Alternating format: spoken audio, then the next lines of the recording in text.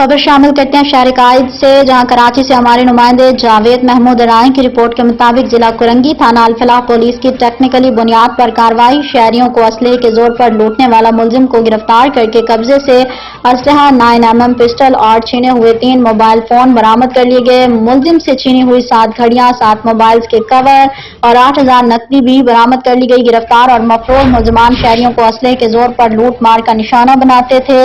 मुलजमान शहरियों से mobile phone और नकदी रकम छीन कर बआसानी फरार हो जाते थे। शहरियों से वारदात की सीसीटीवी फुटेज भी पुलिस ने हासिल कर ली। पुलिस के मुताबिक मुलजमान अल-फलाह, सऊदाबाद और शाह फैसल के इलाकों में वारदातें करते थे।